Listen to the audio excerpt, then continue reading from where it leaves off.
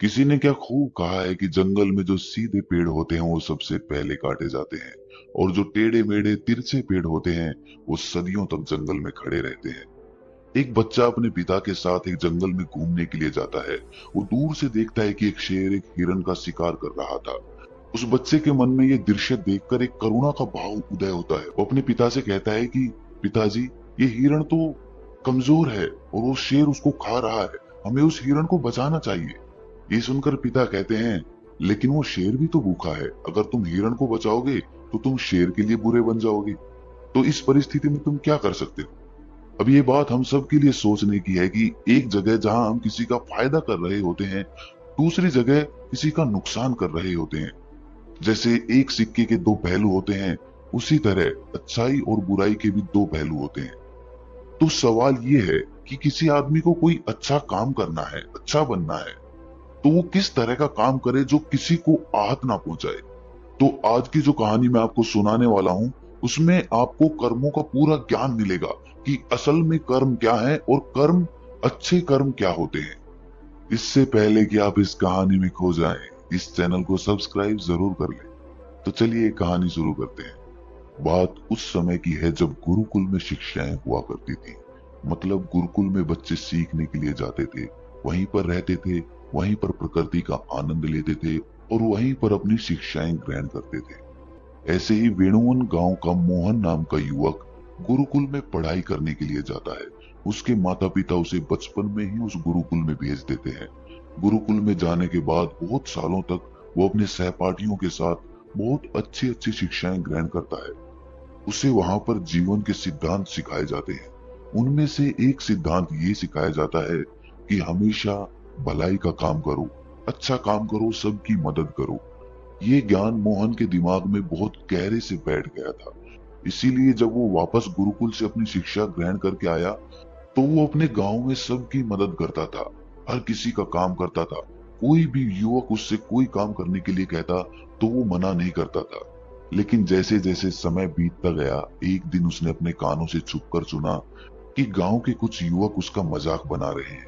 वो सब कह रहे हैं कि वो तो फायदा उठाने के लिए है, उसके तो मजे लो, उसका लाभ उठाओ जितना हो सके। वो किसी के काम को मना नहीं करता, वो दूसरों का काम करने के लिए अपना काम भी छोड़ देता है। बताओ कितना मूर्ख है। ये सुनने के बाद मोहन के कानों में खून उतर आया।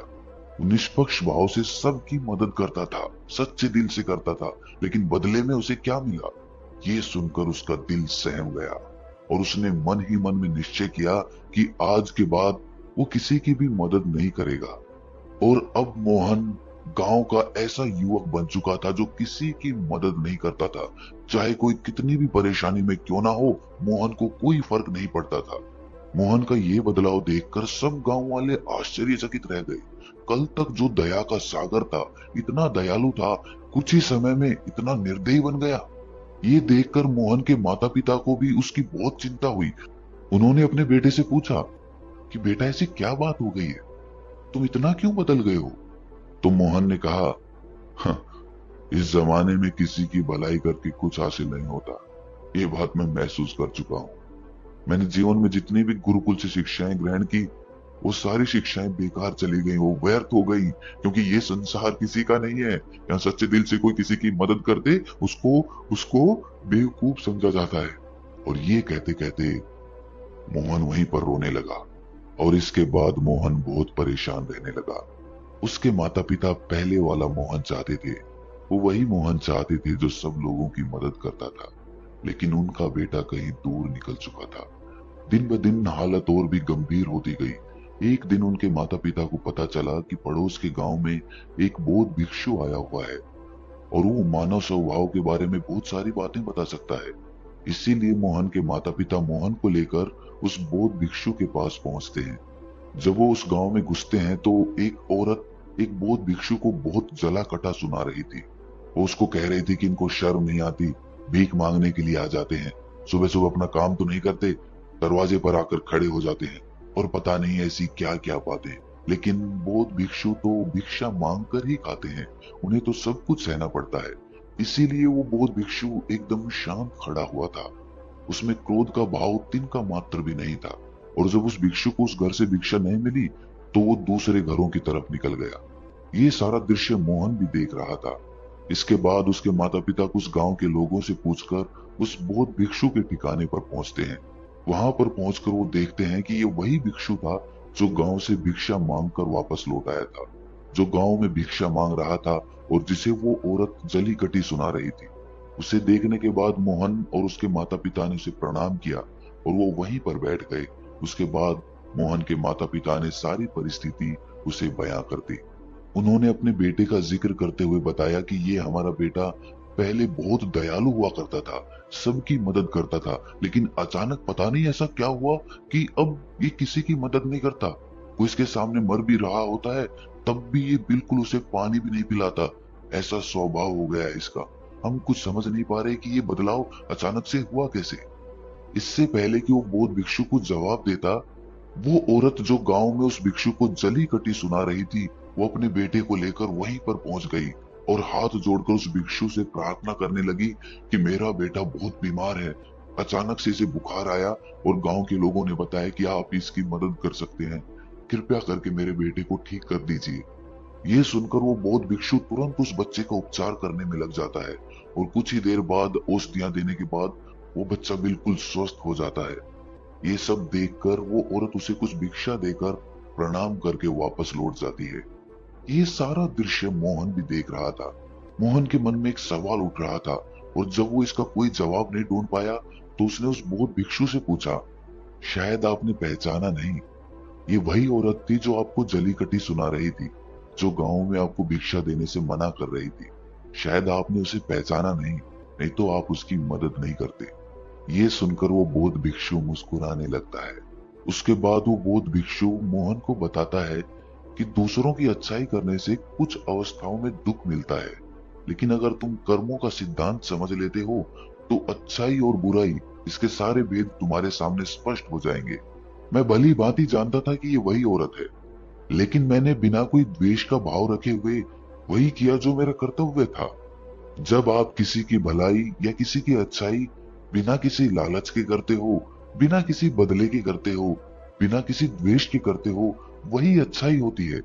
लेकिन अक्सर हम लोग जब किसी की मदद करते हैं तो हमारे मन में यही भावना बन जाती है कि बदले में वो इंसान भी मेरी मदद करे, लेकिन जरूरत पड़ने पर जब वो हमारी सहायता नहीं करता तो हमें दुख होता है। इसीलिए किसी भी इंसान के साथ बिना कुछ पाने के भाव से उसका भला करो और उतना ही भला करो जितना तुम्हारा सामर्थ्य हो, मतलब तुम्हारी आर्थिक और शारीरिक क्षमता के हिसाब से, ताकि कल को अगर वो इंसान तुम्हारे साथ बुरा व्यवहार भी करे तो तुम्हें उसका खेद ना हो, उसका पश्चाताप ना हो कि मैंने तो इसके लिए इतना कुछ कर दिया और ये मेरे साथ अब ऐसा व्यवहार कर रहा है। इसीलिए किसी का उतना ही भला करो जिससे तुम आहत ना हो। दूसरी बात, किसी दूसरे परिवार के झगड़े के बीच में तुम कभी मत पड़ना। अगर कोई पति पत्नी आपस में लड़ रहे हैं और वो पति अपनी पत्नी को पीट रहा है और तुम उसे बचाने के लिए पहुंच जाते हो कि तुम भाई औरत को क्यों पीट रहे हो, तो ऐसा करना तुमको संकट में डाल सकता है, क्योंकि वही औरत जिसकी तुम मदद करने के लिए गए हो वो ये कह सकती है कि ये हमारी आपस की बात है, तुम्हें इससे क्या लेना देना, और इसका तुम्हारे पास कोई जवाब नहीं होगा। इसीलिए दूसरे के फटे में कभी टांग मत डालना। अगर ऐसी स्थिति कभी पैदा हो जाए, कोई तुमसे मदद मांगे तो दरबारियों तक खबर पहुंचा दो, अदालत उसका फैसला करेगी। तीसरी बात, अपने विवेक का इस्तेमाल करो। अपनी आंखें खोलकर देखो कि किसे वास्तविक रूप से मदद की जरूरत है और कौन ढोंग कर रहा है, क्योंकि अक्सर लोग दया का पात्र होने का दिखावा करके आपको बेवकूफ बनाकर आपसे मदद ले लेते हैं। जैसे कि आज के युग में हम बहुत सारी जगहों पर देखते हैं, बस अड्डों पर, रेलवे स्टेशन पे, कि बहुत सारे छोटे छोटे बच्चे भीख मांगते रहते हैं। अब उसमें दो स्थितियां पैदा होती है। अगर आप उनको भीख देते हो तो आप भीख मांगने को बढ़ावा देते हो, और अगर भीख नहीं देते हो तो वो बच्चा शायद आज खाना भी ना खा पाए। इसीलिए ऐसी स्थिति में आपको अपने विवेक का इस्तेमाल करना चाहिए। आप उसको पैसे देने की बजाय खाना खिला सकते हो या कुछ किताबें दिला सकते हो।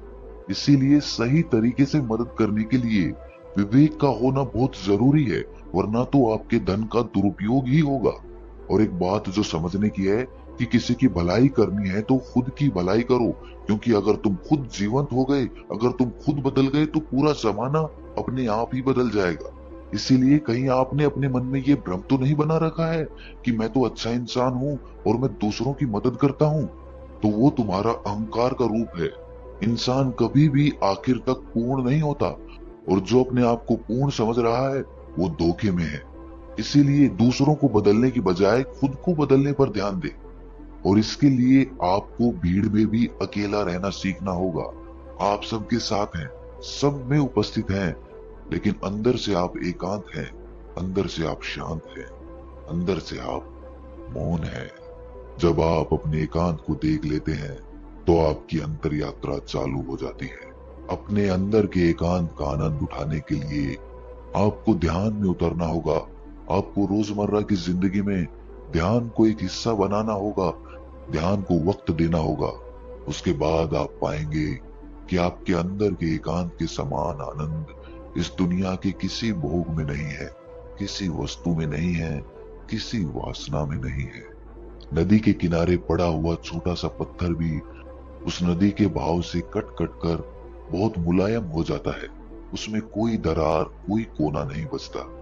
उसी तरह ध्यान के निरंतर भाव में बहने से उसी तरह निर्मल हो जाता है, जिसके बाद हम किसी भी चीज को महसूस कर सकते हैं, जिसके बाद हम वर्तमान का मतलब समझते हैं, जिसके बाद हमारे अंदर करुणा का उदय होता है। वो करुणा जो किसी विषय वस्तु से नहीं जुड़ी हुई। इसीलिए दोस्तों, आज से ही अपनी अंतर यात्रा चालू कर दें, अपने जीवन के आनंद को पहचानें, क्योंकि इंसान की जिंदगी बहुत छोटी होती है। पता नहीं कब आखिरी सांस आ जाए। तो जीवन के जो पल बचे हैं उन्हें उस परमानंद में बिताओ। तो दोस्तों, कैसी लगी ये कहानी आपको कमेंट सेक्शन में जरूर बताना, और अच्छी लगी तो इस चैनल को सब्सक्राइब जरूर